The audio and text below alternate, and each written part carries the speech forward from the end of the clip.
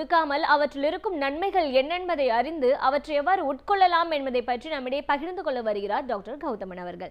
நம் விடியலை வான் நிகழ்ச்சியின் அடுத்த பகுதியாக வரவிருப்பது பல்லாண்டு வாழ்ந்திட. அன்பான கலைஞர் தொலைக்காட்சி நேயர்களுக்கு என்னுடைய நலமான காலை வணக்கங்கள். குளிர்காலம் வந்தாகிவிட்டது, மழை பெய்தாகிவிட்டது. சில நேரங்களில் மழை பெய்கிறது, சில நேரங்களில் மிகுந்த வெயில் அடிக்கிறது. என்ன செய்வதென்றே தெரியவில்லை. நிறைய பேருக்கு பார்த்திங்கன்னா மூக்கிலிருந்து தண்ணீர் வடியக்கூடிய சைனஸ் சம்பந்தப்பட்ட பிரச்சனைகளும், காய்ச்சலோடு சளி இருக்கக்கூடிய பிரச்சனைகளும், இன்றைக்கு போதாக்குறைக்கு ஃப்ளூன்னு சொல்லக்கூடிய வைரல் காய்ச்சல்களும், ஸ்வைன் ஃப்ளூன்னு சொல்லக்கூடிய வைரல் காய்ச்சல்களும் இன்றைக்கு மிகப்பெரிய அளவில் பரவி கொண்டிருக்கிறத பார்க்குறோம். இன்றைக்கு நவீன மருத்துவம் என்னதான் வளர்ந்த மருத்துவமாக இருந்தாலும் கூட நிறைய பிரச்சனைகளுக்கு தீர்வு அளிக்க முடியாத ஒரு சூழல் இருக்கிறதையும் நம்ம பார்க்குறோம். இந்த ஸ்வைன் ஃப்ளூ அப்படின்னு சொல்லக்கூடிய பிரச்சனை அல்லது இந்த காலத்தில் நமக்கு ஏற்படுகின்ற கப ஜுவரம் சம்பந்தப்பட்ட பிரச்சனைகளை நீக்குவதற்கான ஒரு சிறிய வீட்டு கைமருந்தை பற்றி தான் இன்றைக்கு நான் சொல்லிக் கொடுக்க போகிறேன். இந்த காலத்தில் குழந்தைகள் அடிக்கடி சளி இருமலால் பாதிக்கப்படுவதும், பெரியவர்களுக்கு அடிக்கடி சளி இருமல் ஏற்படுவதும், ஆஸ்துமா நோயாளிகளும், பிராங்கைட்டிஸ்ன்னு சொல்லக்கூடிய நுரையீரல் பாதிப்பு இருப்பவர்களுக்கும் மிகப்பெரிய அளவில் பாதிப்பை உண்டாக்கக்கூடிய ஒரு காலத்தில் நம்ம இருக்கோம். ஸோ இயற்கையாக நிறைய மருந்துகளை நம்ம உட்கொண்டாலும் கூட சாதாரண வாழ்வியல் முறையில் இருக்க முடியவில்லை அப்படின்னு கவலைப்படுபவர்களுக்கு இந்த ஒரு கைமருந்து மிகப்பெரிய அளவில் உதவி செய்கிறதாக இருக்கும். என்ன மருத்துவ முறைகளை நீங்கள் ஃபாலோ பண்ணுறதாக இருந்தாலும் தாராளமாக பண்ணுங்கள். அது கூட இதை ஒரு மருந்தாக அல்ல, ஒரு உணவாக நீங்கள் சேர்த்து சாப்பிட்டீங்கன்னா உடலுடைய ஆரோக்கியத்தில் மிகப்பெரிய மாற்றம் ஏற்படுவதையும், உடல் ஆரோக்கியம் மட்டுமல்ல நோய் மிகுந்த வேகத்தோடு கட்டுக்குள் வருவதையும் நம்ம பார்க்க முடியும். இந்த கப ஜுரத்திற்காக நம்ம சாப்பிடக்கூடிய கண்டங்கத்திரி குடிநீர் எப்படி செய்கிறது அப்படிங்கிறத பற்றி தான் இன்றைக்கி பார்க்க போகிறோம். இதை செய்ய தேவையான பொருட்கள் 4 பொருட்கள் தான் நம்ம வீட்டிலேயே கிடைக்கக்கூடியது. கண்டங்கத்திரி நம்ம எல்லாருக்குமே தெரியும், சுக்கு நம்ம எல்லாருக்குமே தெரியும், சீந்தில் கொடி ரொம்ப அழகாக மூலிகை கடைகளில் கிடைக்கும், அரிசி திப்பிலின்னு சொல்லுவோம், அதுவும் நமக்கு நாட்டு மருந்து கடைகளில் கிடைக்கும். 4 பொருட்கள் கண்டங்கத்திரி, சுக்கு, சீந்தில் கொடி, அரிசி திப்பலி, 4 பொருட்கள் தான். 1 லிட்டர் அளவுக்கு தண்ணீர் எடுத்துக்குங்க.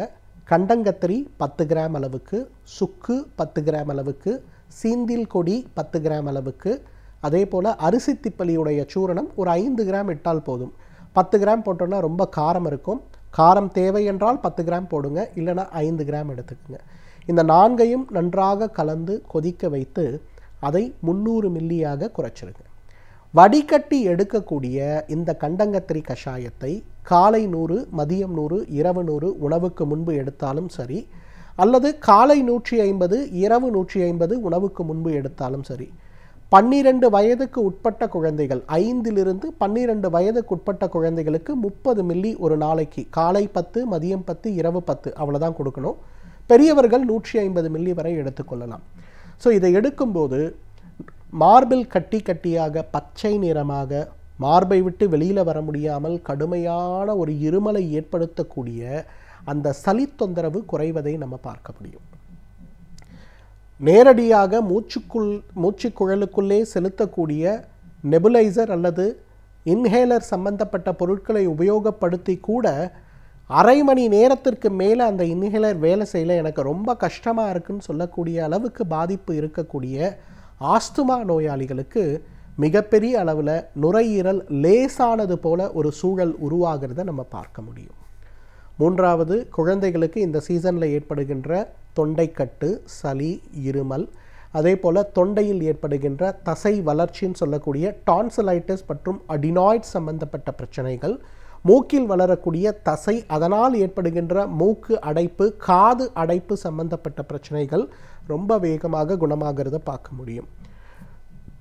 3 நாட்கள் 5 நாட்களாக இருக்கக்கூடிய சளி, இருமல், காய்ச்சல் சம்பந்தப்பட்ட பிரச்சனைகள் ரொம்ப வேகமாக குணமாகிறத பார்க்க முடியும். 120 பேர் பார்த்திங்கன்னா இன்றைக்கு நம்ம சென்னை மாதிரி இருக்கக்கூடிய ஒரு ஊரில் பார்த்திங்கன்னா அலர்ஜி மாத்திரைகளை சாப்பிட்டு தான் தினசரி வாழ்க்கையே துவங்க வேண்டியிருக்கும். காலையில் எழுந்த உடனே ஒரு குழாவை திறந்தால் எப்படி தண்ணி கொட்டுதோ அந்த மாதிரி மூக்கிலேருந்து தண்ணி வடிஞ்சிக்கிட்டே இருக்கிறத பார்க்க முடியும். தண்ணி வடிகிறது நின்றுதுன்னா உடனே தலைவலி அதிகமாகி தலை பாரமாகிறத பார்க்க முடியும். ஸோ தண்ணி வடுவதையும் குறைக்கணும், ஆனால் அது தேங்கி தலைபாரத்தையும் ஏற்படுத்தக்கூடாது. அப்போ என்ன பண்ணணும், இந்த கண்டங்கத்திரி கஷாயத்தை சாப்பிட ஆரம்பித்தோன்னா அந்த சைனஸ் கிளான்ஸில் தேவையில்லாமல் உற்பத்தி ஆகின்ற தேவையற்ற நீருடைய அளவு குறைக்கப்பட்டு மூக்கும் சுவாசமும் நன்றாக ஆரோக்கியம் அடைகிறத நம்ம பார்க்க முடியும். அதே நேரத்தில் உடலுக்கு பக்க விளைவை ஏற்படுத்தக்கூடிய மாத்திரைகளுடைய தேவை மிகப்பெரிய அளவில் குறைந்து விடுவதை பார்க்க முடியும். இன்றைக்கு அலர்ஜிக்கான மாத்திரைகளும் அதே போல் ஆன்டிஹிஸ்டமின்ஸ்ன்னு சொல்லக்கூடிய மூக்கில் தண்ணீர் வடிவதை இருமலை குறைப்பதற்கான மாத்திரைகளும் இன்றைக்கு மிகப்பெரிய அளவில் விற்பனை ஆகிறத பார்க்க முடியும். குளிர்காலம்னா நான் சொல்ல வேண்டியதே இல்லை. பள்ளிக்கு போகின்ற குழந்தைகள் முதல் கொண்டு வீட்டில் இருக்கக்கூடிய தாத்தாக்கள் வரை காலை எழுந்த உடனே இந்த மாத்திரையை போட்டு உட்கார்ந்துருக்கிறத நம்ம பார்க்குறோம். ஸோ இதை குறைப்பதற்கு வீட்டிலேயே நமக்கு உதவி செய்கின்ற மிகப்பெரிய அருமருந்துகளில் ஒன்று இந்த கண்டங்கத்திரி கஷாயம்.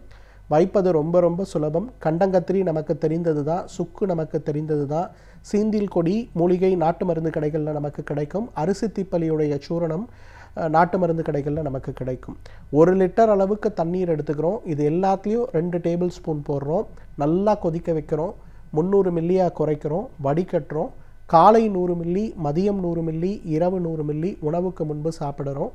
அதன் பிறகு ஒரு வாரம் 10 நாட்கள் தேவைப்பட்டால் சித்திரை மாதம் வரை ஒரு 4 மாதங்களுக்கு தொடர்ந்து இதை ஒரு தேநீராக, அதாவது ஒரு மருந்தாக இல்லை, ஒரு உணவாக காலையில் எழுந்த உடனே காஃபி டீ குடிக்கிறத கொஞ்சம் தள்ளி வச்சுட்டு அதுக்கு பதிலாக இதை ஒரு கிளாஸ் சாப்பிடுங்க.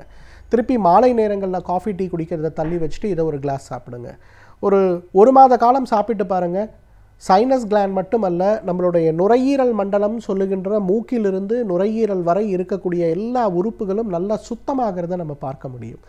அந்த அளவுக்கு மிகப்பெரிய அளவில் நமக்கு உதவி செய்கின்ற ஒரு மருந்து. செய்வது ரொம்ப ரொம்ப சுலபம். மீண்டும் சொல்கிறேன், இதை செய்யறதுக்கு 4 பொருட்கள் தேவை. கண்டங்கத்திரி, சுக்கு, சீந்தில் கொடி, அரிசி திப்பலி. 1 லிட்டர் அளவுக்கு தண்ணி.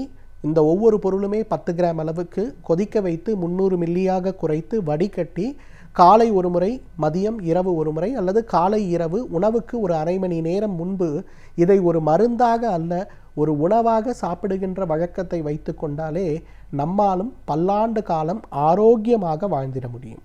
சமூகத்தில் நடக்கும் பிரச்சனைகளை கண்டு அவற்றிலிருந்து ஒதுங்கி விடாமல் அவற்றிற்கான தீர்வினை எவ்வாறு காணலாம் என்பதை பற்றி நம்மிடையே பகிர்ந்து கொள்ள வருகிறார் எழுத்தாளர் மனுஷபுத்திரன் அவர்கள். நாம் விடையிலே வா நிகழ்ச்சியின் அடுத்த பகுதியாக வரவிருப்பது தேதும் நன்றும்.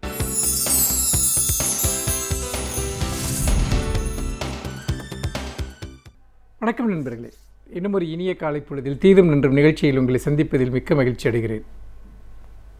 ஒரு நாட்டில் நீதி நிலவ வேண்டுமென்றால் அந்த நாட்டில் சட்டத்தினுடைய ஆட்சி நிலவ வேண்டும்.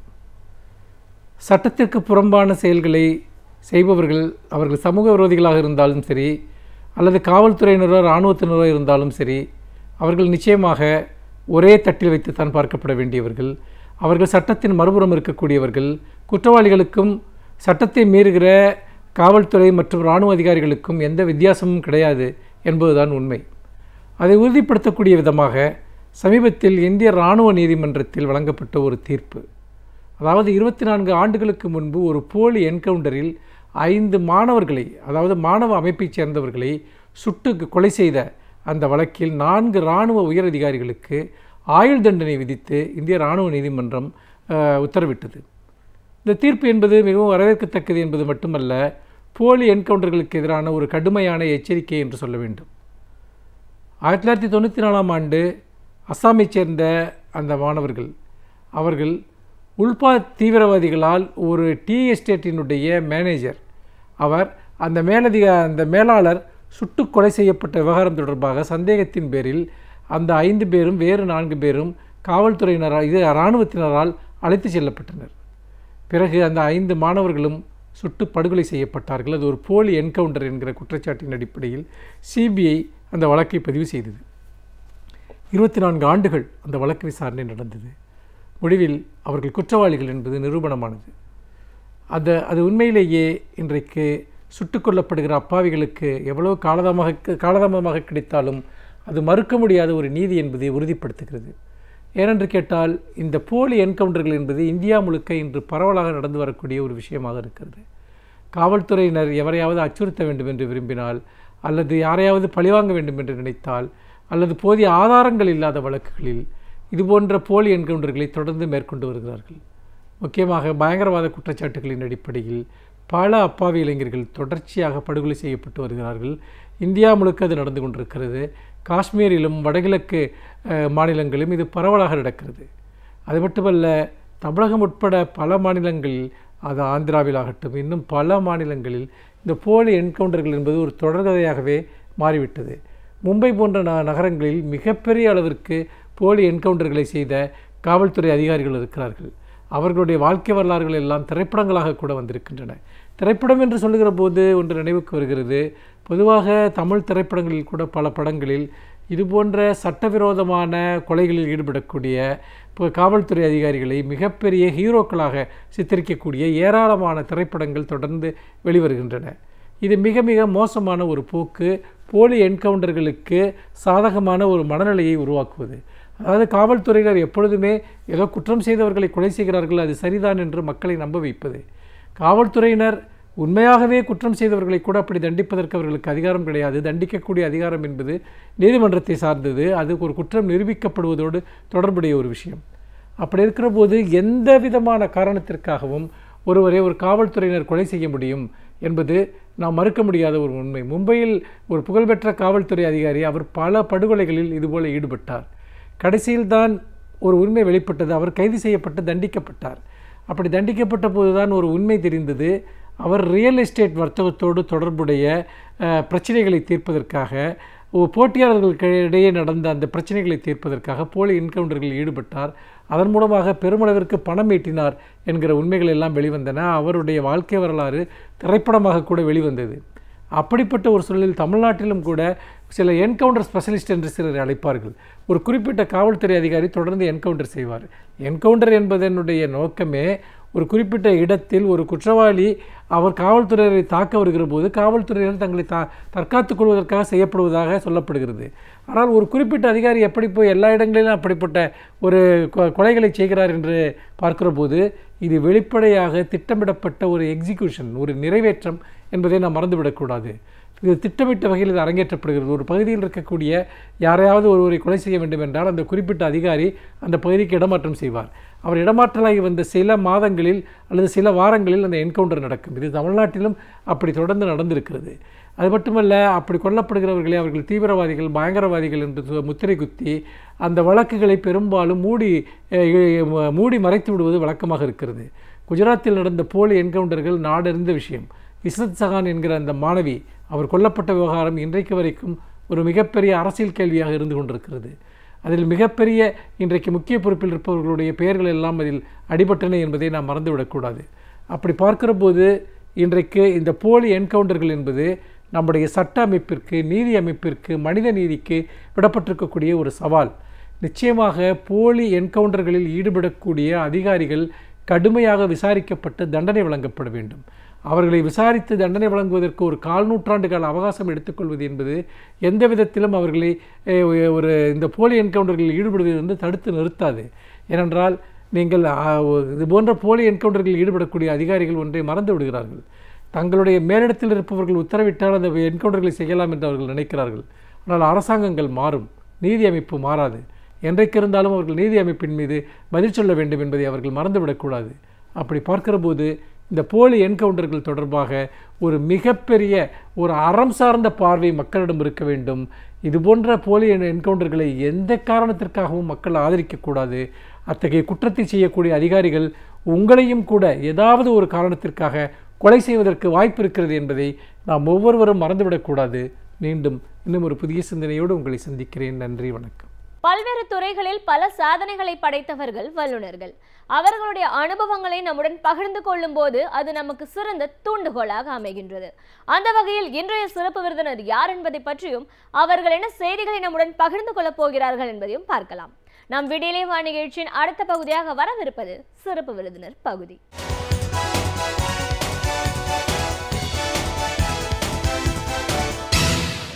வணக்கம் நேயர்களே, விடியலே வா நிகழ்ச்சியின் சிறப்பு விருந்தினருக்கான நேரம் இது. இன்றைய சிறப்பு விருந்தினர் டிஓடி பிஎஸ்என்எல் ஓய்வூதிய சங்கத்தின் அகில இந்திய உதவி பொதுச் செயலாளர் திரு கே கோவிந்தராஜ். ஒரு அமைப்போட பொறுப்பில் இருக்கிறவர் அப்படிங்கிற முறையிலையும் பிஎஸ்என்எல் அப்படின்ற ஒரு நிறுவனத்தில் கிட்டத்தட்ட 40 ஆண்டுகள் பணியாற்றிருக்கிறவர் அப்படிங்கிற முறையிலையும் இன்றைய நிலைப்பாடு மத்திய பிஜேபி அரசாங்கத்தோட கொள்கை முடிவுகள் எந்த அளவு பெரிய ஒரு பாதிப்பை மக்களுக்கும் சரி பணியாளர்களுக்கும் ஏற்படுத்தியிருக்குன்னு பல விஷயங்களை கருத்துக்களை நாம் அவர்கிட்ட கேட்டு தெரிஞ்சுக்கலாம். வணக்கம் சார். வணக்கம். டிஓடி பிஎஸ்என்எல் ஓய்வூதிய சங்கத்தின் அகில இந்திய உதவி பொதுச் செயலாளர் அப்படிங்கிற முறையில் முதல்ல எங்கள் நிகழ்ச்சிக்கு உங்களை நாங்கள் வரவேற்கிறோம் சார். நன்றி. இப்போது இன்றைக்கி ஒரு அமைப்பில் ஒரு பொறுப்பில் இருக்கீங்க அப்படிங்கிற முறையிலையும் 40 ஆண்டுகள் பணியில் இருந்து ஓய்வு பெற்றிருக்கீங்க அப்படின்னும் போது பிஎஸ்என்எல் அப்படின்ற ஒரு நிறுவனம் எப்போ உருவாக்கப்பட்டது, எந்த அளவுக்கு மக்களுக்கான ஒரு சேவை நிறுவனமாக அது செயல்பட்டு இருந்தது, இன்றைக்கி எப்படி செயல்பட்டு இருக்கு, இன்றைக்கி பிஜேபி அரசோட கொள்கை முடிவுகள்னால எப்படிப்பட்ட ஒரு பாதிப்புகளை இது சந்திச்சிட்ருக்கு, இதனால் ஊழியர்களும் சரி பொதுமக்களும் சரி எப்படி பாதிப்படைஞ்சிருக்காங்க. பொதுவாகவே மத்திய அரசாங்கம் இந்த 2000 ஆண்டு குளோபலைசேஷன் லிபரலைசேஷன் பிரைவேட்டைசேஷன் வந்தபோதே அன்றைய நிலையிலேயே பிஎஸ்என்எல் ஒரு பெரிய ஒரு சரிவை சந்திச்சது. இன்றைய நிலை அதையோடையும் இன்னும் மோசமாக போயிட்டுருக்கு அப்படின்னும் போது இதெல்லாம் வரக்கூடாது, இதை தடுக்கணும் அப்படின்னா அதற்கான நடவடிக்கைகள் எங்கேருந்து ஆரம்பிக்கணும், யாரோட உதவி இன்னைக்கு தேவைப்படுது அப்படின்னு பல விஷயங்களை எங்களோட நீங்கள் முழுமையாக பகிர்ந்துக்கணும் சார். முதல்ல பிஎஸ்என்எல் அப்படின்ற ஒரு இந்த பொதுத்துறை நிறுவனம், இதன் உருவாக்கம், இதன் நோக்கம், இன்றைய நிலைப்பாடு, அதிலிருந்து நம்ம பேச ஆரம்பிக்கலாம். இந்த தொலைத்தொடர்புத்துறை என்பது மத்திய அரசாங்கத்தினுடைய நேரடி கட்டுப்பாட்டில் டிபார்ட்மெண்ட் ஆஃப், அதற்கு முன்னால் மத்திய அரசு துவக்கத்திலே இதை பிஎன்டி டிபார்ட்மெண்ட், போஸ்ட் அண்ட் டெலிகிராஃப்ஸ் டிபார்ட்மெண்ட்டாக இருந்தது. இந்த தபால் துறை தொலைத்தொடர்புத்துறை மக்களுக்கு நாடு முழுவதும் சேவைகளை வழங்கி வந்தது. நீங்கள் பழைய காலங்களில் பார்த்தீர்கள் என்று சொன்னால் தபால், தந்தி, தொலைபேசி இது மக்களுடைய அடிப்படை ஒரு வசதிகளை பெருக்கிக் கொள்ளக்கூடிய ஒரு அம்சமாக இருந்தது. ஒரு கட்டத்தில் தபாலை தனியாக பிரித்து தந்தியை தனியாக பிரித்து department of postal, department of telecommunication என்று அரசாங்கம் மாற்றியது. 1991க்கு பிறகு உலகமயம், தனியார்மயம், தாராளமய கொள்கைகள் வந்த பிறகு, குறிப்பாக 2000 ஆண்டில் பிஜேபி அரசு பதவியில் இருக்கும்போது உலக வங்கியில் கடன் கேட்கும்போது பொதுத்துறை அரசு துறை நிறுவனங்களை பொதுத்துறை நிறுவனம் ஆக்க வேண்டும் என்ற ஒரு நிபந்தனை விதிக்கப்படுகிறது. அதற்கு இந்த அரசாங்கம் அடிபணிந்து ஆண்டாண்டு காலமாக சுதந்திரத்திலிருந்து இருந்த இந்த துறையை பிஎஸ்என்எல் என்ற பொதுத்துறையாக மாற்றுவதற்காக முயற்சி எடுத்தது. அது 2000 ஆண்டின் துவக்கத்திலே இருந்து வாஜ்பாய் அவர்கள் பிரதமராக இருக்கும்போது, ராம்விலாஸ் பாஸ்வான் அவர்கள் அமைச்சராக இருக்கும்போது மிகவும் அழுத்தம் கொடுக்கப்பட்டது. நாங்கள் தொழிற்சங்கங்கள் கடுமையாக அதை எதிர்த்தோம். குறிப்பாக எங்களுடைய தலைவர் நம்பூதிரி அவர்கள் தலைமையிலே இருக்கிற தொழிற்சங்கங்கள் இன்றைக்கு இந்த அரசாங்கத்தினுடைய நோக்கம் என்பது பொதுத்துறை, இன்றைக்கு பெயர் சொல்வார்கள், காலப்போக்கில் தனியார் மையத்தை நோக்கி இதை கொண்டு செல்வார்கள். ஆகவே இந்த பொதுத்துறை ஆக்குவது என்பது தனியார் மையத்தினுடைய முதல் படி. ஆகவே அதை நாங்கள் ஏற்க மாட்டோம் என்று தொடர்ந்து போராட்டங்கள் நடத்தினோம், கடுமையான போராட்டங்கள். ஊழியர்களுக்கு அதை நாங்கள் புரிய வைத்தோம். ஆனால் துரதிர்ஷ்டம் என்னவென்று சொன்னால், அன்றைக்கு அங்கீகாரம் பெற்றிருந்த சில சங்கங்கள் அரசாங்கத்திற்கு உதவி செய்தன. ஊழியர்களை குழப்பி, நாம் பொதுத்துறைக்கு சென்றால் நமக்கு சம்பள உயர்வு கிடைக்கும், பல அலவன்ஸ் கிடைக்கும் என்றெல்லாம் அவர்கள் அரசுக்கு சாதகமாக பேசினார்கள். நாங்கள் இறுதி வரை போராடி பார்த்தோம். ஆனால் அரசாங்கம் இதை எப்படியாவது இந்த துறையை மாற்ற வேண்டும் என்று கங்கணம் கட்டிக்கொண்டு இறுதியில் இந்த ஊழியர்களை நம்ப வைப்பதற்காக ஒரு 3 வாக்குறுதிகளை கொடுத்தது. அமைச்சரே பேச்சுவார்த்தையில் கலந்து கொண்டு சொன்னார், உங்களுக்கு பணி பாதுகாப்பு, ஜாப் செக்யூரிட்டி கொடுக்கப்படும். இன்றைக்கு நீங்கள் வாங்கி கொண்டிருக்கிற அரசாங்க பென்ஷன், ஏன்னா நாங்கள் பிஎன்டி, டிஓடி கவர்மெண்ட் ஆஃப் இந்தியாவுடைய துறை பொதுத்துறையாக மாறும்போது உங்களுக்கு அரசாங்கத்தினுடைய கன்சாலிடேட்டட் ஃபண்ட் ஆஃப் இந்தியாவிலிருந்து உங்களுக்கு பென்ஷன் இறுதி வரை வழங்கப்படும். 3வது முக்கியமான விஷயம், இந்த பொதுத்துறையாக மாற்றும் போது இந்த பொதுத்துறையினுடைய நிதி ஆதாரத்தை பாதுகாப்பதற்கு, இந்த ஃபினான்சியல் வயபிலிட்டி, அதற்கு அரசாங்கம் உங்களுக்கு அனைத்து ஒத்துழைப்பும் நிதி ஆதாரம் தரும் என்று உத்தரவாதம் கொடுத்தார். இன்னும் சொல்லப்போனால் இந்த பொதுத்துறை நிறுவனங்களிலேயே மகாரத்னா என்ற பொதுத்துறை நிறுவனத்தினுடைய அளவிற்கு உங்களை நாங்கள் உயர்த்துவோம், உலகத்திலேயே 10வது இடத்தில் இருக்கிற இந்திய தொலைத்தொடர்பை நாங்கள் முதலிடத்துக்கு கொண்டு வந்து காட்டுவோம் என்றெல்லாம் ஊழியர்களை நம்ப வைக்க ஒரு பகுதி ஊழியர்கள் நம்பினார்கள். ஒரு சில அதிகாரிகள் சங்கங்கள் எதிர்த்தது. ஆனால் இறுதியில் அதை ஏற்றுக்கொள்ள வேண்டிய நிலைக்கு நாங்கள் தள்ளப்பட்டோம். ஆனால் பிஎஸ்என்எல் பொதுத்துறை ஆன பிறகு நாம் அதை பாதுகாக்க வேண்டிய கடமையும் தொழிற்சங்கங்களுக்கு இருக்கிறது.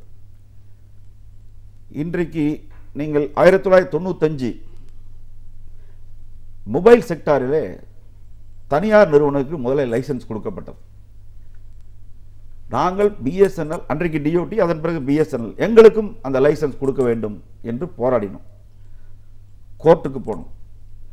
7 ஆண்டுகள் அரசாங்கம், பிஜேபி அரசாங்கம் எங்களை ஏமாற்றியது. இறுதியில் கோர்ட்டில் வந்து ஏன் அரசு துறையை கையை கட்டி போடுறீங்க என்று கேட்ட பிறகு 2002 தான் மொபைல் செக்டாரில் எங்களுக்கு லைசன்ஸ் வழங்கப்பட்டது. இந்த 7 ஆண்டுகள் தனியார் நிறுவனங்கள், குறிப்பாக நிறுவனங்களுடைய பெயர்களை ஏர்செல் நிறுவனம், ஆர்பிஜி போன்ற நிறுவனங்கள் எல்லாம் இன்கமிங், உங்களுக்கு ஒரு கால் வருகிறது என்றால் நீங்கள் மொபைல் எடுத்து ஹலோ என்று சொன்னால் 8 ரூபாய் போச்சு. அவுட் கோயிங் நீங்கள் பேசினீர்கள் என்று சொன்னால் 16 ரூபாய். கொள்ளையடித்தன கிட்டத்தட்ட ஒரு 1.5 லட்சம் கோடி ரூபாயை இந்த 7 ஆண்டுகளிலே தனியார் நிறுவனங்கள் முதல்லயே பெரிய அளவுக்கு சம்பாதிச்சுட்டு ஒரு மிருக பலத்தோடு இருக்கிறார்கள்.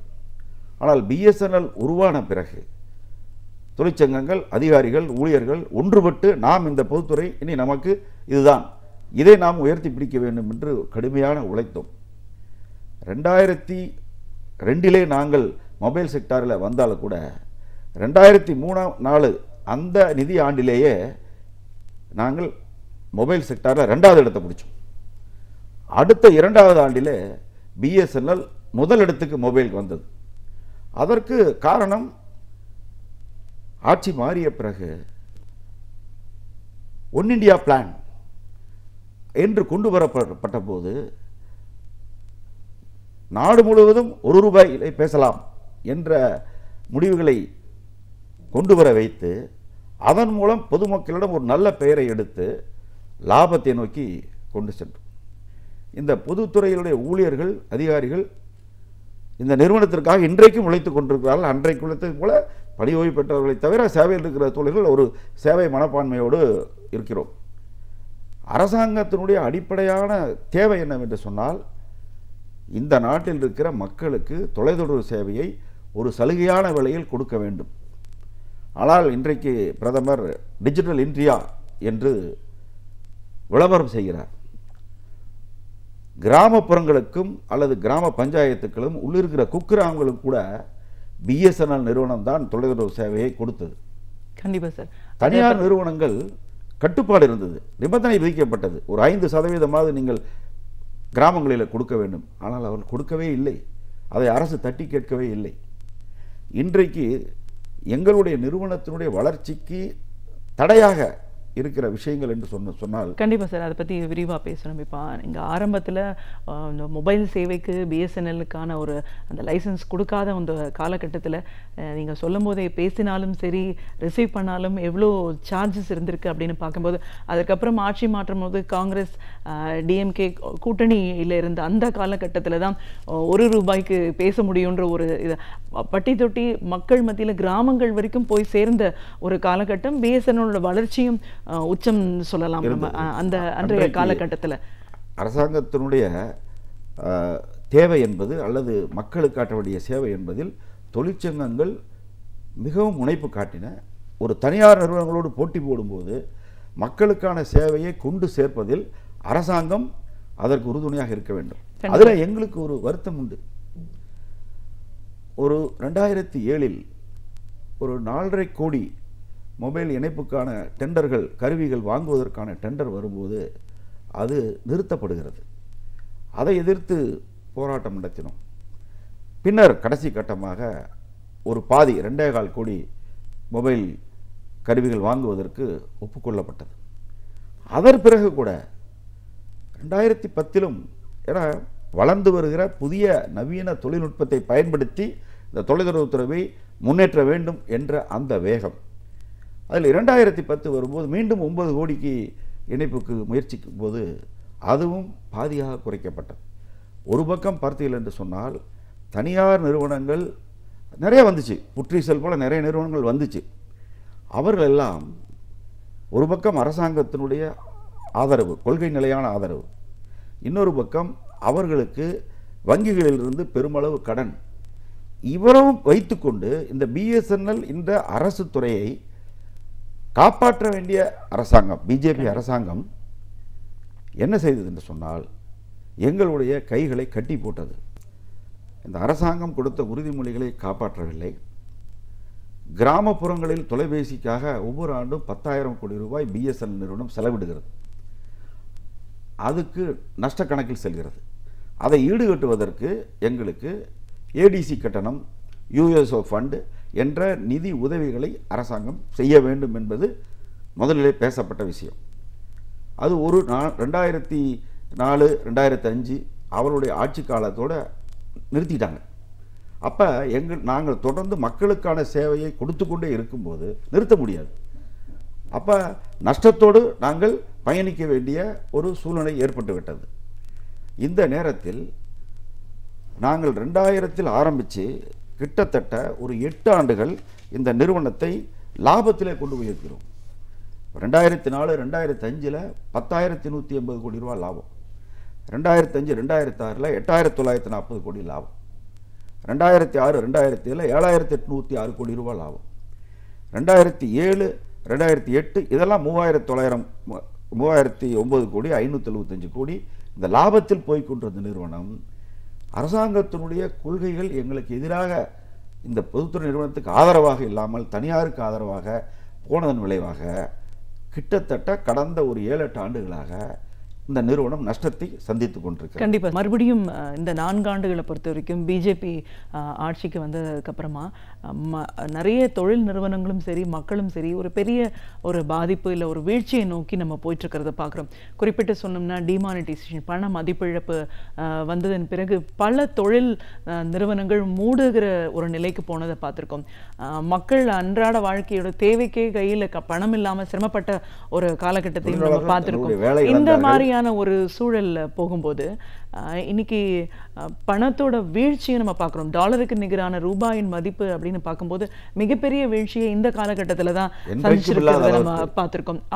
அப்படிப்பட்ட ஒரு சூழல்ல பிஎஸ்என்எல் அப்படிங்கிற ஒரு நிறுவனம் எந்த நிலையை நோக்கி போயிட்டு இருக்கு? ஏன்னா நிறைய மொபைல் சர்வீசஸ் வெளிநாட்டு சேவை நிறுவனங்கள் இங்க வந்து ஒரு சூழல்ல இன்றைய நிலைப்பாடு எப்படி இருக்கு? அரசாங்கம், பிஜேபி அரசாங்கம் ஆட்சிக்கு வரும்போது மக்களை நம்ப வைப்பதற்காக நல்ல ஆட்சி தருவோம், வளர்ச்சிக்கான ஆட்சி கொண்டு வருவோம், 2 கோடி பேருக்கு வேலை கொடுப்போம், ஒவ்வொருவருடைய வங்கி கணக்கில் 15 லட்சம் ரூபாய் நாங்கள் போடுவோம், வெளிநாட்டிலிருந்து பணத்தை எல்லாம் பறிமுதல் செய்வோம். சமீபத்தில் அவருடைய தலைவர் இன்றைக்கு அமைச்சர் நிதின் கட்கரி அவர்கள் என்ன சொல்லியிருக்கார் என்று சொன்னால், நாங்கள் ஏதோ வாக்குறுதி மக்கள்கிட்ட கொடுத்தோம், ஆனால் நாங்கள் வெற்றி பெறுவோம்னு நினச்சி கொடுக்கல, ஆனால் எங்களுக்கே எதிர்பாராத நாங்கள் வெற்றி பெற்றுட்டோம், வெற்றி பெற்ற பிறகு அந்த வாக்குறுதியில் நிறைவேற்ற முடியல, அதனால் அப்படியே சமாளிச்சுட்டு நாங்கள் போயிட்டுருக்குறோம். அப்போ ஒரு மத்திய அமைச்சர்கள் இருக்கிற ஒரு பெரிய தலைவர் இதுதான் அவங்களுடைய அரசாங்கத்தினுடைய மக்களை ஏமாற்றுகிற வித்தை. இன்றைக்கு by the people for the people அல்ல, இன்றைக்கு இருக்கிற அரசாங்கம் by the corporates for the corporates தான். இது எல்லா துறைகளிலும், இன்றைக்கு வங்கித்துறையாகட்டும் அல்லது இன்சூரன்ஸ் ஆகட்டும், ரயில்வே துறையாகட்டும், தபால் துறையாகட்டும் அல்லது மின்துறையாகட்டும், எல்லாவற்றிலும் இதனுடைய சொத்துக்களை அல்லது இந்த நிறுவனத்துடைய லாபங்களை எல்லாம் தனியாரை நோக்கி மடையை திருப்புகிற வேலையைத்தான் இந்த அரசாங்கம் மும்முரமாக செய்து கொண்டிருக்கிறது. எங்களோட துறையில் பல தனியார் நிறுவனங்களோடு போட்டி போட்டு நாங்கள் வருமானம் ஈட்டி கொண்டு வந்தோம். இன்றைக்கு நஷ்டத்தை பெருமளவில் சந்திப்பதற்கு கடந்த 4-5 ஆண்டுகளில் ஏற்பட்ட மிகப்பெரிய கொள்கை மாற்றங்கள் ரிலையன்ஸ் ஜியோ என்பது இன்றைக்கு உள்ளே வந்திருக்கிறது. அந்த நிறுவனத்திற்கு விளம்பரத்திற்கு யார் வந்து கோட் சூட்டு போட்டு நிற்கிறாரு சொன்னால் பிரதமர் மோடி அவர்களே வந்து ரிலையன்ஸ் ஜியோனுடைய நிறுவனத்திற்கு விளம்பரத்திற்காக பத்திரிக்கையில் வந்து நீங்கள் பார்த்துருப்பீங்க. எங்களுக்கு வருத்தம் என்னென்னா, உங்களுடைய குழந்தை நாங்கள், அரசாங்கத்தினுடைய குழந்தை பிஎஸ்என்எல், இந்த பிஎஸ்என்எல் நிறுவனத்திற்கான ஒரு விளம்பரத்திற்கு வந்திருந்தீங்கன்னா நிச்சயமாக நாங்கள் மகிழ்ச்சி அடைந்திருப்போம். ஆனால் நோக்கம் இல்லாமல் என்னவென்று சொன்னால், இன்றைக்கு அந்த நிறுவனம் களத்தில் இறங்கிய பிறகு கிட்டத்தட்ட பல கம்பெனிகள் மூடுவிழாவை நோக்கி போய்விட்டது. வோடாஃபோன் நிறுவனம், ஐடியா நிறுவனம் ஒன்றாக இணைந்து போக வேண்டிய நிறுவனம் நிலைமைக்கு வந்துருச்சு. ஏர்செல் நிறுவனம் கடந்த 2-3 ஆண்டுகளாக அது நஷ்டத்தை சந்தித்து திடீரென்று மூடுவிழாவை நோக்கி போய்விட்டார்கள். பொதுமக்கள் எல்லாம் அந்த நிறுவனத்தில் மொபைல் எண்கள் வைத்திருந்தவர்களெல்லாம் எவ்வளவு சிரமப்பட்டார்கள் என்பது உங்களுக்கு தெரியும். ஆனால் இந்த தனியார் நிறுவனத்திற்கு ஆதரவாக பார்த்தீங்கன்னா, அந்த நிறுவனம் வரும்போது எங்கிருந்து அந்த தொகையை அவர் உருவாக்கினார்கள் என்பது அவர்களுக்கு தான் தெரியும். கிட்டத்தட்ட 1 லட்சம் கோடி ரூபாய் வங்கியிலிருந்து அல்லது கார்ப்பரேட் நிறுவனத்திலிருந்து முதலீடாக போட்டு வரும்போதே வெல்கம் ஆஃபர் ஒரு 3 மாதம், எல்லா அது டேட்டா வாய்ஸ் எல்லாமே ஃப்ரீ. அடுத்தது புத்தாண்டு வரும்போது நியூ இயர் ஆஃபர் என்று வரும்போது இயற்கையாகவே மக்களுக்கு வந்து அதை நோக்கி போகிற ஒரு நிலைமை உருவாக்கினார்கள். பின்பு பிஎஸ்என்எல் நிறுவனம் உள்பட மற்ற நிறுவனங்கள் இது ஒரு அநியாயமான வியாபார தந்திரம், இது பொதுமக்களை ஏமாற்றி ஒரு கட்டத்தில் அவர்களை கைவிட்டு விடக்கூடிய நிலைமைதான். இதற்கு முன்னால் ரிலையன்ஸ் கம்யூனிகேஷன் என்பது ஒரு 500 ரூபாய்க்கு மாத திட்டத்தில் நாங்கள் மொபைல் தருகிறோம் என்று இவர்களுடைய குடும்பத்திலிருந்து வந்தார்கள். ஒரு 3 வருஷத்தில் இல்லாமல் போயிட்டாங்க. இன்றைக்கு மீண்டும் இந்த நிறுவனம் வந்த பிறகு ஏர்டெல் நிறுவனம் கடுமையான சரிவை சந்தித்திருக்கிறது. கிட்டத்தட்ட ஒரு 55% அவருடைய வருமானம் பாதிக்கப்பட்டிருக்கிறது. ஆனால் இதில் நாங்கள் ஒரு திருப்திப்படக்கூடிய விஷயம் என்னவென்று சொன்னால், பிஎஸ்என்எல் நிறுவனம் ஒரு 10-12% தான் வருவாயை இழந்திருக்கிறது. அது உண்மை. ஆனாலும் கூட இன்றைக்கு அவர்களுக்கு தனியார் நிறுவனங்களுக்கு, வோடாஃபோன் ஆகட்டும் அல்லது ரிலையன்ஸ் ஆகட்டும், சீனா போன்ற வெளிநாடுகளிலே உயர்தர தொழில்நுட்ப கருவிகளை வாங்குவதற்கு அரசு அனுமதி கொடுத்தது. ஆனால் பிஎஸ்என்எல் நீங்கள் வாங்கக்கூடாது, நாட்டினுடைய பாதுகாப்பு விஷயம், சைனாவில் இருந்தெல்லாம் எக்யூப்மெண்ட் வாங்கக்கூடாது என்று மறுதளித்தது.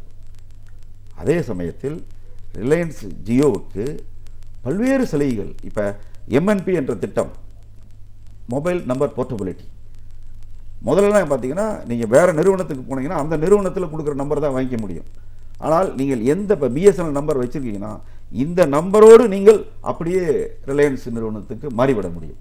அப்போ சந்தாதாரர்களுக்கு நீங்கள் அப்படியே அங்கே போயிடலாம் என்ற ஒரு நிலைப்பாட்டை கொண்டு வந்து இன்றைக்கு ஒரு கட் த்ரோட் காம்படிஷன் என்று சொல்வார்கள், அந்த அளவிற்கு இந்த நிறுவனத்தில் தொலைத்தொடர்பில் ஒரு போட்டியை உருவாக்கி அதற்கு சலுகையாக, உதாரணத்துக்கு பார்த்தீர்கள் என்று சொன்னால் மற்ற தொலைத்தொடர்பு நிறுவனங்கள் எல்லாமே IUC charges, inter connectivity usage charges கட்டணும். அது ஒரு காலுக்கு 16 காசு இருந்தது. இவங்க வரும்போது 6 பைசாவாக குறைச்சிட்டாங்க. அவர்களுக்கு அந்த சலுகை கொடுக்க வேண்டும். இன்றைக்கு சமீபத்தில் சில முடிவுகளை எடுத்திருக்கிறார்கள்.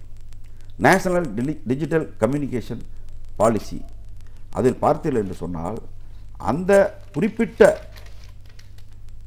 இந்த ஸ்பெக்ட்ரம் சார்ஜஸ் இருக்கிறது, அது 10 ஆண்டுகளில் கட்ட வேண்டும்.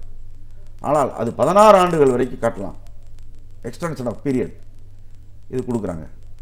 அதே போல் ஒரு குறிப்பிட்ட பகுதியில் ஒரு 25% அவங்களுடைய ஸ்பெக்ட்ரம் கேப் அந்த அளவீடு இருக்கிறது என்று சொன்னால் அதை 35% மாற்றிக்கொள்ளலாம். ஆனால் இந்த 2 விஷயங்களையும் பிஎஸ்என்எலுக்கு கிடையாது. என்ன அர்த்தம்னா, அவர்கள் ஒன்றாக கூட்டு சேர்ந்து கொண்டு தனியார் நிறுவனங்கள் ஒரு தங்களுடைய வியாபாரத்தை பெருக்கிக் கொள்ள முடியும். அதே சமயத்தில் பிஎஸ்என்எல் அதனுடைய வியாபாரத்தை பெருக்கிக் கொள்வதற்கான வாய்ப்புகளை அடைப்பது. இப்போ சமீபத்தில் பார்த்தீங்கன்னா 4G ஸ்பெக்ட்ரம் இன்றைக்கு அது வந்து ரிலையன்ஸ் ஜியோக்கெல்லாம் வந்தாச்சு. இந்த பிஎஸ்என்எல் பொதுத்துறைக்கு வழங்க வேண்டும் என்று கடந்த 3 ஆண்டுகளாக போராடி கொண்டிருக்கிறோம். கடந்த பிப்ரவரி 23ஆம் தேதி டெல்லியிலே பேரணி சென்றோம் தொழிற்சங்கங்கள் எல்லாம். பிஎஸ்என்எல் ஊழியர்கள், ஓய்வூதியர்கள், மற்ற தொழிற்சங்கங்கள் எல்லாம் அமைச்சரை சந்தித்து அடுத்த நாள் 24ஆம் தேதி பேச்சுவார்த்தை நடக்கும்போது அமைச்சர் உத்தரவாதம் கொடுத்தார். 4G ஸ்பெக்ட்ரம் பிஎஸ்என்எலுக்கு விரைவில் வழங்குவதற்கு நான் உத்தரவாதம். அதேபோல் எங்களுக்கு புதிய சம்பள மாற்றம் 1/1/2017 வர வேண்டும். அதையொட்டி பென்ஷன் மாற்றம் வர வேண்டும். இந்த கோரிக்கையெல்லாம் வைத்து போகும்போது அதேபோல் தனியார் இந்த நிறுவனத்தை டவர் கம்பெனிகளை, கோபுரங்களை தனியாருக்கு கொடுக்கிற வகையில் சப்சிடரி டவர் கம்பெனி என்பதை அமைப்பதற்கான முயற்சிகள் எடுக்கப்பட்டது. இதையெல்லாம் நீங்கள் நிறுத்த வேண்டும் என்று கேட்டபோது உறுதிமொழி கொடுத்தார். ஆனால் 8 மாதங்களாகியும் இன்றைக்கும் 4G பிஎஸ்என்எலுக்கு வழங்கப்படவில்லை. அப்போது முதலே நான் சொன்ன மாதிரி மயிலை பிடிச்சி காலை ஒடிச்சு ஆடச் சொல்லுகிற உலகம், குயிலை பிடிச்சி குரலில் நெரிச்சு பாடச் சொல்லுகிற உலகம் ஒரு சினிமாவில் பாட்டு வந்தில்ல, அதுபோல் எங்களுக்கான வாய்ப்புகளை, வசதிகளை பிடுங்கி கொண்டு தனியார் நிறுவனங்களுக்கு அத்தனையும் வாரி வழங்கிவிட்டு ஒரு சவலை குழந்தையாக நிறுத்திவிட்டு ஒரு பலசாலையோடு நீங்கள் மோத வேண்டும் என்ற முயற்சியை திட்டமிட்டு செய்கிறது. டிஓடி பிஎஸ்என்எல் ஓய்வூதிய சங்கத்தின் அகில இந்திய துணை பொதுச் செயலாளர் அப்படிங்கிற முறையில் இன்றைக்கி பிஎஸ்என்எல் அப்படின்ற ஒரு சேவை நிறுவனம் எந்த அளவுக்கு மக்கள் மத்தியில் ஒரு மிகப்பெரிய சேவையை செஞ்சிட்ருக்கு, எப்படிப்பட்ட ஒரு வளர்ச்சி பிஎஸ்என்எல், கடுமையான சூழல்களையும் சவால்களையும் அது எப்படி தாண்டி வந்துச்சு, ஒரு காலகட்டத்திலையும் பிஜேபி அரசாங்கம் ஆட்சியில் இருக்கும்போது எவ்வளோ பெரிய ஒரு பாதிப்புகளை ஏற்படுத்திட்டு இருக்காங்க. குறிப்பிட்டு சொல்லும்போது இந்த 4 ஆண்டுகளை பொறுத்த வரைக்கும் எப்படிப்பட்ட ஒரு வீழ்ச்சியை நோக்கி நம்ம போயிட்டு இருக்கோம், ஒரு மாற்றத்தை நோக்கி நம்ம எதிர்பார்த்துட்டு இருக்கோம்னு உங்களோட பார்வையில் பல விஷயங்களை எங்களோட பகிர்ந்ததுக்கு நன்றி. ரொம்ப நன்றி. இந்த வாய்ப்புக்கு நன்றி. எங்கள் பிஎஸ்என்எல் பொதுத்துறைக்கு பொதுமக்கள் ஆதரவு தர வேண்டும் என்று இந்த நேரத்தில் மீண்டும் வலியுறுத்திக் கொள்கிறேன். ஏனென்று சொன்னால் இந்த பொதுத்துறை நிறுவனம் இருக்கும் என்று சொன்னால்தான் குறைந்த கட்டணத்தில் தொலைத்தொடர்பு சேவைகள் மக்களுக்கு கிடைக்கும். தனியார் நிறுவனங்கள் தலைதூக்கும் என்று சொன்னால் நிச்சயமாக மக்கள் அதை பெறுவதற்கான பணம் செலவழித்து பெற முடியாது. தனியார் முதலாளிகள் தங்கள் பாக்கெட் நிரப்பிக் கொள்வார்கள்.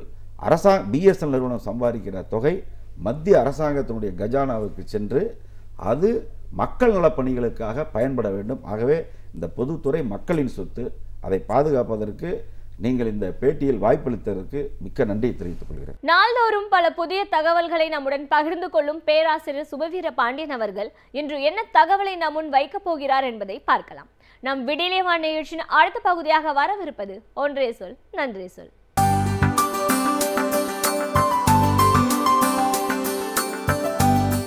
அனைவருக்கும் என் அன்பு வணக்கம். சிறுகதைகள் என்பவை வாழ்க்கையிலிருந்து செதுக்கப்படுகின்றன. ஒவ்வொரு சிறுகதைக்குள்ளும் ஓர் அழகான கவிதை உண்டு. எல்லோருடைய நினைப்புகளிலும் எல்லோருடைய வாழ்விலும் எத்தனையோ கதைகள் கொட்டி கிடக்கின்றன.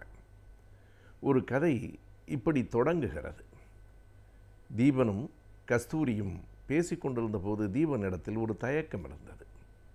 கஸ்தூரி கொஞ்சமும் தயக்கம் இல்லாமல் சொன்னால், இதில் என்ன தவறு இருக்கிறது, நம்ம என்ன கேட்க போகிறோம், ஒரு எல்ஐசி பாலிசி வேணும்னு கேட்க போகிறீங்க, அதுக்கு ஏன் இவ்வளவு யோசிக்கிறீங்க என்று கஸ்தூரி சொன்னாள். அவன் சொன்னான், உனக்கு தெரியும், நான் தினமும் பலரிடமும் கேட்கிறேன், ஏதோ ஒரு வேலையில் இருந்து கொண்டு இருக்கிறேன், உன் பெயரில் பகுதி நேரத்தில் இப்படி ஒரு எல்ஐசி ஏஜென்ட் என்று உன் பெயரில் எடுத்துக்கொண்டு நான் செய்து கொண்டிருக்கிறேன், எப்போதும் தயக்கமில்லை. ஆனால் ராதாகிட்ட போய் கேளுன்னு நீ சொல்கிறியே, எனக்கு அதில் ஒரு தயக்கம் இருக்கத்தான் செய்கிறது என்று அவன் சொல்கிறான். அவன் தயக்கத்திற்கு ஒரு நியாயம் இருக்கிறது. தீபனும் ராதாவும் ஒருவரை ஒருவர் விரும்பினார்கள். அத்தை பெண்ணும் மாமன் மகனும் தான், உறவு தான். எனவே அவர்கள் தங்கள் காதலுக்கு ஒன்றும் இடையூறாக வராது என்றும் கருதினார்கள். ஏனென்றால் ஒரே சாதி, ஏறத்தாழ உறவும் இருந்தால் கண்டிப்பாக பெற்றோர்கள் எதிர்க்க மாட்டார்கள் என்கிற அந்த நினைப்பில். ஆனால் பெற்றோர்கள் எதிர்த்தார்கள். ராதாவினுடைய அப்பாதான் அந்த எதிர்ப்பையும் அவர் கடுமையாக சொல்லவில்லை, தூக்கி எறிந்து சொல்லவில்லை. நேரடியாக தன் தங்கை, அதாவது தீபன் அம்மாவிடத்திலேயே வந்தார், நேரடியாக பேசினார். அவர் ஒரு செய்தியை எதையும் மறைக்காமல் கூறினார். ராதா ரொம்ப செல்லமாக வளர்ந்த பொண்ணு. ஏனென்றால் அவருடைய குடும்பம் பணக்கார குடும்பம், இவர்கள் நடுத்தட்டு குடும்பம். ரொம்ப செல்லமாக வளர்ந்த பொண்ணு. நம்ம தீபனோடு சேர்ந்து அவளால் மகிழ்ச்சியாக இருக்க முடியுமான்னு தெரியல, ஒரு ஆசையில் சொல்கிறா, பிறகு அது சரியாக வராது. எனவே அந்த முயற்சி வேண்டாம், தப்பாக நினச்சிக்காதீங்க, நான் உங்களை குறைச்சி சொல்லலை. வாழ்க்கை முறையில் வேறுபாடு இருக்கிறது. ஒரே ஜாதி தான், உறவு தான், ஆனாலும் பணம் என்பது வாழ்க்கை முறையை மாற்றும். அதற்கு பிறகு வேறு வழியில்லை, பிரிந்து விட்டார்கள். அவளுக்கு திருமணமாயிற்று, ஒரு மிகப்பெரிய பணக்கார மாப்பிள்ளைக்கு திருமணம் செய்தார்கள். இவனுக்கும் திருமணமாயிற்று. இதே போல் இன்னொரு நடுத்தட்டு குடும்பத்தில் திருமணம் நடந்தது. இவனுக்கு 2 பெண் குழந்தைகள், அவளுக்கு ஒரே ஒரு பையன். அவன் செல்வச் செழிப்பில் வளர்ந்தான். இந்த பிள்ளைகள் நடுத்தட்டு குடும்பத்திற்கே உரிய எல்லா துயரங்களுக்கு இடையிலும் வளர்ந்தார்கள். இந்த கட்டத்திலே தான் என்னதான் உறவு இருந்தாலும் எப்படி போய் கேட்பது என்கிற தயக்கம் தீபனிடத்தில் இருந்தது. இதில் இன்னொரு பெரிய செய்தி என்ன என்றால், இவர்களுக்குள் இருந்த காதல் இவன் மனைவிக்கும் தெரியும், அவள் கணவனுக்கும் தெரியும். 2 பேரும் அதை பெருந்தன்மையாக எடுத்துக்கொண்டார்கள். ஒரு நாளும் 2 பேரும் இவர்களை சுட்டி காட்டியதும் இல்லை, குத்தி காட்டியதும் இல்லை. அவர்களுக்குள் இயல்பாகவே ஒரு குடும்ப உறவும் இருந்ததால் குடும்ப விழாக்களில் சந்தித்து கொண்டார்கள். மிக இயல்பாக பழகினார்கள். அவர்கள் எப்போதும் தாங்கள் பணக்காரர்கள் என்ற கர்வத்தை அவர்கள் என்றைக்கும் காட்டியதில்லை. அந்த குடும்பமே அப்படித்தான். ஆனாலும் திருமண உறவு வேண்டாம் என்பதில் உறுதியாக இருந்தார்கள். காலங்கள் ஓடிவிட்டன. ஏறத்தாழ 12-13 ஆண்டுகள் ஆகிவிட்டன 2 பேருக்கும் திருமணம் வெவ்வேறு இடங்களில் நடந்து. இப்போது இந்த ஒன்றுக்காக போகலாமா என்கிற தீபனின் தயக்கத்தை கஸ்தூரி உடைத்து, நாம் ஒன்றும் தவறு செய்யவில்லை, மறைமுகமாக வேறு எதுவும் கேட்கவில்லை, இறங்கி நின்று யாசகம் கேட்கவில்லை, இது ஒரு தொழில். இந்த தொழிலில் அவர்களால் இன்றைக்கு பெரிய தொகையை ஒரு பாலிசி எடுப்பதற்கு வாய்ப்பு இருக்கிறது. ஒரு 10 லட்சம் ரூபாய் அவர்களுக்கு பெரிதில்லை, நீங்கள் போய் கேளுங்கள் என்று சொன்னதற்கு பிறகு மனத்தை ஒரு மாதிரியாக தயார் செய்து கொண்டு அவன் அந்த வீட்டுக்கு வந்தான். அவனை பார்க்கிற போதே, ஆனால் உள்ளே வருவதற்கே அந்த வீடு ஒரு பெரிய அரண்மனை, வெளியில் காவலாளிகள், உள்ளே 2-3 கார்கள். இவன் தயங்கித்தான் உள்ளே வந்தான். சொன்ன உடனேயே அந்த பெண் ராதா ஓடி வந்து அவனை அழைத்து வரவேற்று உள்ளே கொண்டு போய் வரவேற்பறையிலே உட்கார வைத்தாள். எப்படி இருக்க, நல்லா இருக்கிறியா என்று அதே பாசத்தோடும் அதே அன்போடும் பேசினாள். அவன் மீது அவனுக்கு ஒரு மதிப்பு இருந்தது. ஆனாலும் அவர்கள் வாழ்க்கை வேறுபட்ட ஒன்றாக மேலும் கீழுமாகத்தான் இருந்தது. தன் கணவனிடத்திலே போய் சொன்ன உடனே அவரும் விரைந்து ஓடி வந்தார். எப்படி இருக்கீங்க தீபன், நல்லா இருக்கீங்களா என்று சரியாய் சொன்னால் ராதாவை விட அவர் மிக அன்பாக பேசினார். அவருக்கு எல்லாம் தெரியும், பேசினார். அதற்கு பிறகு இவன் வந்த செய்தியை எப்படி சொல்லுவது என்று தயங்கினான். எப்போதும் ஒரு கடன் கேட்கப் போகிறவர்களின் மனநிலை எவ்வளவு கடுமையானதாக எவ்வளவு லேசானதாக இருக்கும் என்பதை நாம் அறிவோம். இது கடன் கேட்கப் போகவில்லை, இலவசமாகவும் எதுவும் கேட்கப் போகவில்லை. ஆனாலும் இதை கேட்பதற்கும் தயக்கம் இருந்தது. மென்று விழுங்கி கடைசியில் சொன்னான், நீங்கள் ஒரு 10 லட்சம் ரூபாய்க்கு பாலிசி எடுத்துக்கிட்டிங்கன்னா நல்லாயிருக்கும் என்றான். அவளுக்கு சட்டென்று சரி என்று சொல்லுவதா வேண்டாம் என்று சொல்லுவதா, கணவன் என்ன நினைப்பானோ என்கிற சந்தேகம் இருந்தது. அதுக்கு என்ன தீபக், நான் பேசிட்டு நான் உனக்கு சொல்கிறேனே என்று சொன்னாள். அப்போது ராதாவின் கணவர் ராதாவை கொஞ்சம் வா என்று அழைத்து கொண்டு போய், ஏன் யோசித்து சொல்கிறேங்கிற, அவரோட மனசு கஷ்டப்படாதா, சரின்னு சொல்லு என்ற உடனே, அப்படியா சொல்லிடவா என்று கேட்கிறார். சரி என்று சொல்லு, அது மட்டும் இல்லை, எவ்வளோ 10 லட்சம் வேண்டாம், 50 லட்சமோ 1 கோடிக்கோ நான் எடுத்துக்கிறேன் பாலிசின்னு சொல்லு, நம்மளால் கட்ட முடியும். அவருக்கு அது ஒரு பெரிய வருமானமாக இருக்கும்.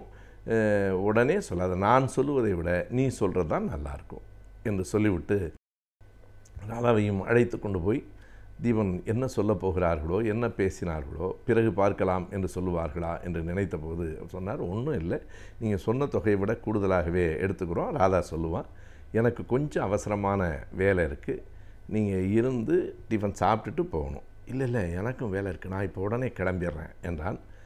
அவர் போனதற்கு பிறகு அந்த வீட்டில் தான் தனியாக இருக்க வேண்டாம் என்கிற ஒரு கவனம் அவனுக்குள் இருந்தது. ஏன், ஒன்றும் பிரச்சனை இல்லை, நீங்கள் எங்கே போகணுமோ அடுத்து நான் காரில் கொண்டு போய் விட சொல்கிறேன், இருந்து 2 பேரும் பேசிகிட்ருங்க, ரொம்ப நாளாச்சு, பேசிட்டு சாப்பிட்டுட்டு அப்புறம் போகலாம் என்று சொல்லிவிட்டு அவர் புறப்பட்டு போன போது இவனுக்கு கொஞ்சம் நடுக்கமாகத்தான் இருந்தது. இவ்வளவு பெரிய மனத்தோடு ஒரு மனிதனால் எப்படி நடந்து கொள்ள முடியும்? எல்லாம் தெரிந்திருந்தும் தான் ஒன்று கேட்டால் 10 கொடுக்கிற மனமும், அதை தாண்டி பெரிய செய்தி என்ன என்றால், நீங்கள் 2 பேரும் பேசி கொண்டிருந்து விட்டு போகலாம் என்று சொல்லிவிட்டு அவர் வெளியேறியதும் அவனுக்கு நடுக்கமாக இருந்தது. ஆனால் அந்த நடுக்கத்தை அவள் தான் போக்கினாள். அவள் மீது இவனுக்கு ஒரு பெரிய ஏக்கம் இந்த நிமிடம் வரையில் இருக்கத்தான் செய்தது. அவளை பொறுத்தளவு வாழ்க்கை முறை மாறிப்போயிற்று. மிக நல்ல கணவன், மிக உயரமான வாழ்க்கை. எனவே தீபனை நினைத்து கொண்டிருக்கிற இந்நிகழ்வு அவருக்கு வரவில்லை என்று தான் சொல்ல வேண்டும். தீபனை மறந்துவிட்டாள் என்று சொல்ல முடியாது, தீபன் மீது அன்பு இல்லை என்று சொல்ல முடியாது. ஆனால் அந்த பழைய காதல் நினைவுகள் எல்லாம் அவளை விட்டு போய்விட்டன. ஆனாலும் ஒரு நடுத்தட்டு குடும்பத்தில் வாழ்கிற இவனுக்குள் இன்னமும் அந்த காதல் தேவதை ஒளிந்து கொண்டிருப்பதாகத்தான் தோன்றியது. 2 பேருமாக வந்து உணவு மேசையில் அமருகிற போது இவனுக்கு பல பழைய எண்ணங்கள் வந்தன. 2 பேருமாக படித்த காலத்தில் ஒன்றாக உணவகத்திலே போய் 2 பேரும் உணவருந்தியது. 2 பேரும் அவ்வப்போது வாய்ப்பு கிடைக்கிற போதெல்லாம் தொட்டு பேசி கொண்டது. அவர்களிடத்திலே இருந்த நெருக்கம் எல்லாம் ஒவ்வொன்றாக அவனுடைய எண்ணத்திலே நினைவுக்கு வந்தன. என்ன செய்வது, எல்லாம் கடந்து போய்விட்டது. எங்கோ என்னை விட்டு எவ்வளவோ தொலைவோ இந்த பெண் போய்விட்டாள் என்கிற அந்த ஏக்கமும் இருக்கத்தான் செய்தது. எதையும் வெளிப்படையாக காட்டிக்கொள்ளவில்லை. 2 பேரும் எதை பற்றியும் பழையவைகளை பற்றி பேசவில்லை. அவனுக்கு பேச தோன்றியது. பேசினால் தவறாய் போய்விடும் என்பதும் புரிந்தது. கிளம்புகிற போது ஒன்று மட்டும் அவன் சொன்னான். அவள் மகிழ்ச்சிதானே என்று கேட்டாள். நீங்கள் கேட்டதை விட கூடுதலான தொகையை கணவர் ஒப்புக்கொண்டிருப்பதால் அவனுக்கு பொருளாதாரத்தில் இது ஒரு பெரிய வாய்ப்பாக இருக்கும். மகிழ்ச்சிதானே என்று கேட்டாள். அவன் நினைவில் என்ன ஓடிட்டென்றால், தன்னை விட கஸ்தூரிக்கு இது ஒரு பெரிய மகிழ்ச்சியாக இருக்கும் என்று தோன்றிற்று. அதையும் தாண்டியவன் ஒன்று சொன்னான். மகிழ்ச்சி, ரொம்ப மகிழ்ச்சி ராதா. எதுக்கு தெரியுமா? நான் கேட்டதை விட கூடுதலாக நீங்கள் ஒப்புக்கொண்டீர்களே, அதில் மட்டும் பெரிய மகிழ்ச்சி இல்லை. எனக்கு நீ கிடைக்கவில்லையே என்கிற ஏக்கம் எனக்குள் இருந்தது. ஆனால் என்னை விட இவ்வளவு பெரிய மனிதன் உனக்கு கிடைத்திருக்கிறானே என்கிற மகிழ்ச்சியில் என் ஏக்கமும் தொலைந்து போயிற்று. 2 மகிழ்ச்சியையும் சுமந்து கொண்டு புறப்படுகிறேன் என்றான். பெரிதினும் பெரிதுகள் என்பதுதான் வாழ்வின் இயற்கை இயல்பு. எனவே இந்த கதைக்குள் மனிதர்களின் மனங்கள் இருக்கின்றன. இந்த கதை இதுவரையில் வெளிவராத கதைதான். எந்த நூலிலும் நீங்கள் தேடினால் கிடைக்காது. இது வெளியிடப்படாத கதை என்பதை விட இன்னமும் எழுதப்படாத கதை என்பதுதான் உண்மை. எனக்குள் இருக்கிற பல சிறுகதைகளை எழுத நேரமில்லாமல் இருக்கிற காரணத்தால் எழுதாத கதைகளை உங்களோடு பகிர்ந்து கொள்ளலாமே என்று தோன்றிற்று. அதுதான் இந்த கதை. இன்றைய காலகட்டத்தில் நாளுக்கு நாள் நாம் பல புதிய நோய்களுக்கு ஆளாகி கொண்டே இருக்கின்றோம். எனவே இந்த நோய்களிலிருந்து நம்மை நாம் எவ்வாறு பாதுகாத்துக் கொள்ளலாம் என்பதை பற்றி இன்றைய மருத்துவம் பகுதியில் பார்க்கலாம். நம் வீடியோலே வா நிகழ்ச்சியில் அடுத்து வரவிருப்பது ஆலோசனை நேரம்.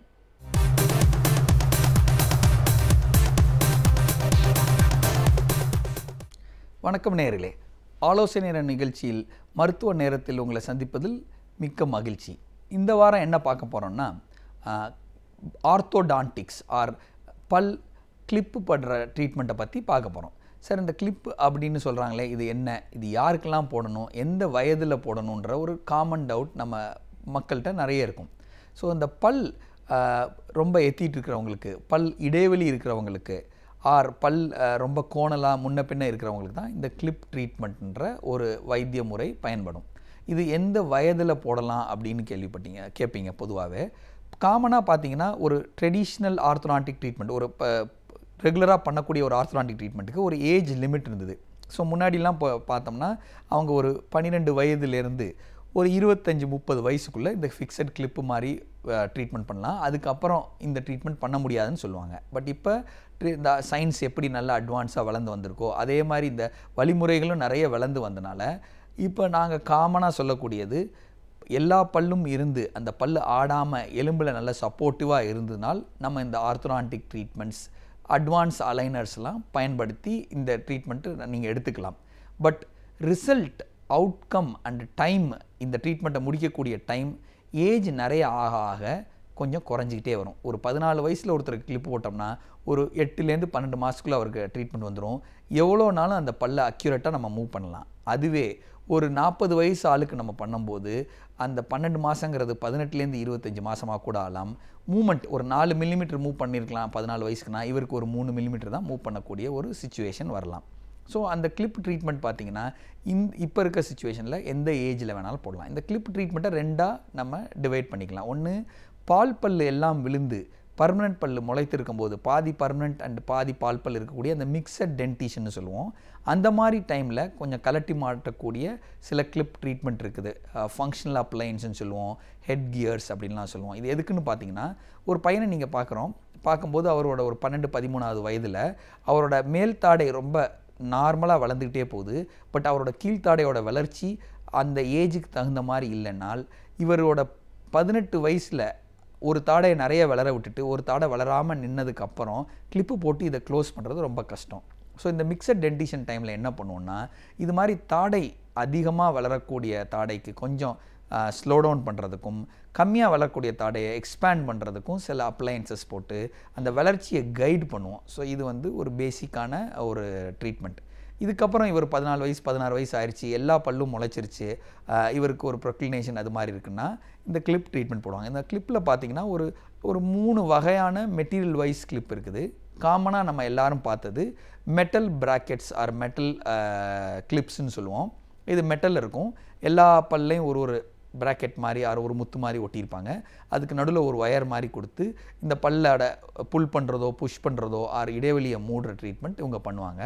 இது பார்த்தீங்கன்னா ஒரு 30லேருந்து 45 நாளைக்கு ஒரு தடவை, ஒரு 12 மாதம் இது மாதிரி நீங்கள் வரும்போது அந்த பல்லை கொஞ்சம் கொஞ்சமாக அந்த ட்ரீட்மெண்ட் முடிகிற வரைக்கும் நம்ம கைட் பண்ணுவோம். இது ஏன் சார் ஒரு 12 மாதம் ஆகுது, ஏன் இது ஒரு வாரமோ 15 நாளில் பண்ண முடியாதுன்ற ஒரு காமன் கொஸ்டின் எல்லாருக்கும் இருக்கும். பல்லை நகட்டுறோம் அப்படின்னா அது எப்படி நடக்குதுன்னு பார்த்தீங்கன்னா, ஒரு பொருளை தள்ளுற மாதிரி தான். பின்பக்கத்தில் இருக்கக்கூடிய எலும்பு கொஞ்சம் கரைந்து அந்த பல் உள்ளே போகணும். ஸோ முன்பக்கத்தில் அந்த நகண்ட பல் விலகின இடத்துல உள்ள இடைவெளியில் எலும்பு உருவாகணும். ஸோ இந்த ரிசார்ப்ஷன் அண்ட் டெபாசிஷன் கேப் தான் உங்களுக்கு அந்த 30 to 45 days. ஸோ பல் 1 மில்லிமீட்டர் உள்ளே போனோன்னே அந்த 1 மில்லிமீட்டர் கரைந்த எலும்பு கரையிறதுக்கு அந்த டைம் எடுக்கும்.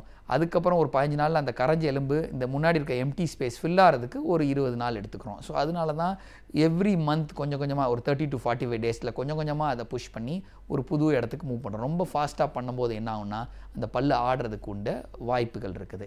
ஸோ இந்த மெட்டல் பிராக்கெட்ஸுங்கிறது ஒரு வகையான ட்ரீட்மெண்ட். இதுக்கு அடுத்தது இது மாதிரி மெட்டல் போட்டால் எனக்கு பார்க்குறதுக்கு ரொம்ப அசிங்கமாக இருக்குது சார், ஏன்னா நான் ஆஃபீஸில் ஒர்க் பண்ணுறேன், ஸ்கூல் பசங்கள்லாம் போட்டுக்கலாம், நான் அப்போ போட முடியாது. மெட்டல் பிராக்கெட் போடுறேன், தூங்கும் போதோ இல்லாட்டி சாப்பிடும் போதோ அது என் ஈரில் குத்துது கிழிக்குது, எனக்கு இன்னும் கொஞ்சம் நல்ல மெட்டீரியல் வேணும்னு பார்த்தீங்கன்னா இதே பிராக்கெட் சிராமிக்கில் இருக்கும். ஸோ சிராமிக்கில் இருக்கிறதோட அட்வான்டேஜ் பார்த்தீங்கன்னா, ஒன்று நீங்கள் அதை போட்டிருக்கிறது இருக்கிற பக்கத்தில் இருக்கவங்களுக்கு தெரியாது. ரெண்டாவது மெட்டல் அளவுக்கு இது ஷார்ப்பாக இருக்காது, மெட்டல் அளவுக்கு இது ரொம்ப ரஃப்பாகவும் இருக்காது. ஸோ தட் அந்த அல்சர்ஸ் போக் பண்ணக்கூடிய தன்மை கொஞ்சம் கம்மியாக இருக்கும். ஸோ இது மாதிரி மெட்டல் பிராக்கெட்ஸ் பயன்படுத்திக்கலாம். மெட்டல் செராமிக் எது இருந்தாலும் அந்த ட்ரீட்மெண்ட்டான காலம் அவகாசம் ஒரே மாதிரி தான் இருக்கும்னு வச்சுக்கோங்களேன். அதுக்கப்புறம் இந்த மாதிரி பல் கிளிப்பு போட போகிறேன் சார், போகும்போது பல் டாக்டர் 2-3 பல்லை எடுக்கணும்னு சொல்கிறாரு, இது மாதிரி எடுக்கலாமா இல்லாட்டி இது மாதிரி எடுத்து தான் பண்ணணுமான்னு ஒரு காமனாக எல்லாருக்கும் ஒரு சந்தேகம் இருக்கும். நீங்கள் உங்கள் வாயில் உள்ள பல் வரிசையை ஒரு புக் ஷெல்ஃப் மாதிரி இமேஜின் பண்ணிக்கோங்க. ஸோ அந்த புக் ஷெல்ஃபில் எல்லா புக்ஸும் இருக்குது. நீங்கள் புதுசாக ஒரு 2 புக்ஸை உள்ளே திணிக்கவோ ஒரு 2 புக்ஸை எடுத்துகிட்டு 2 புக்ஸை மாற்றி அடுக்கணும்னு விருப்பப்பட்டீங்கன்னா என்ன பண்ணும், அதில் இடைவெளியை உருவாக்குறதுக்காக ஒரு 1 or 2 புக்ஸை வெளியே எடுத்துகிட்டு தான் நீங்கள் அரேஞ்ச் பண்ண முடியும்ல. அதே மாதிரி உங்கள் தாடை எலும்பானது 14-16 வயசில் ஒரு சைஸுக்கு வளர்ந்துருது. அந்த சைஸ்க்குள்ளே இத்தனை பல்லு தான் ஃபிட் ஆகணும்னு அத்தனை பல்லும் உள்ளே இருந்தது. இப்போ அந்த பல் எத்திக்கிட்டு இருக்கிறது பார்க்குறதுக்கு அசிங்கமாக இருக்குதுன்னு நம்ம விருப்பம் பண்ணும்போது அதை உள்ளே தள்ளணுன்னா அந்த இடைவெளியை உருவாக்குறதுக்கு கடித்து சாப்பிட்றதுக்கு கம்மியாக பயன்படக்கூடிய ப்ரீமோலார்ஸ்னு சொல்லுவோம். அந்த மாதிரி ஒரு பல்லை எல்லா ஆர்ச்லேருந்தும் ஒரு சைடு எடுப்பாங்க.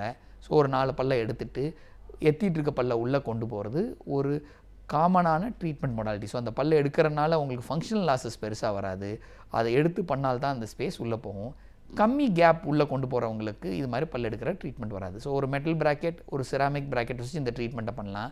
இப்போ அட்வான்ஸ்டாக ஏதாச்சும் இருக்கா சார், எனக்கு இந்த மாதிரி ஒயர் போடுறது மாதம் என்னால் பல் டாக்டரை போய் பார்க்க முடியாது, ஏன்னா நான் சென்னையில் இல்லை டெல்லியில் இருக்கேன், என் பொண்ணு அமெரிக்காவில் படிக்கிறாங்க, அவங்களுக்கு இது மாதிரி பிரேசஸ்லாம் நான் பண்ணணும்னு விருப்பப்படுறேன்னா அதுக்கு அட்வான்ஸ் ட்ரீட்மெண்ட் பார்த்தீங்கன்னா அலைனர்ஸ் அப்படின்னு சொல்லுவோம். கிளியர் அலைனர்ஸ்ன்ற ஒரு ட்ரீட்மெண்ட் முறை இருக்குது. இதில் பார்த்தீங்கன்னா மெக்கானிசம் எல்லாம் ஒன்று தான். எப்படி அந்த பிராக்கெட்ஸை ஒட்டி அந்த ஒயரை வச்சு அந்த பல்லை நம்ம புல் பண்ணுறோமோ அதுக்கு பதிலால் இந்த அலைனர் தின் டிரான்ஸ்பரண்ட் பிளாஸ்டிக் மெட்டீரியலில் அலைனர் செஞ்சுருவோம். இந்த அலைனர் பார்த்தீங்கன்னா அலைனர் எப்படி, ஃபார் எக்ஸாம்பிள் உங்கள் ஷோல்டர் சைஸ் ஒரு 42 இருக்குதுன்னா ஒரு ஃபஸ்ட்டு அலைனர் ஒரு 40, அதுக்கு அடுத்த அலைனர் ஒரு 38 மாதிரி டைட்டாக போட்டு அதை உள்ளே தள்ளக்கூடியது, அந்த ப்ரெஷரில் உள்ளே தள்ளக்கூடிய முறை தான் இந்த அலைனர் ட்ரீட்மெண்ட்.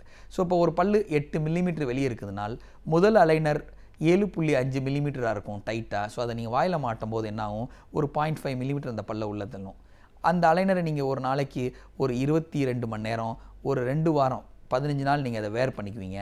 அடுத்த ரெண்டாவது அலைனர் 7.5க்கு பதிலாக அது 7.25 7ல் இருக்கும்.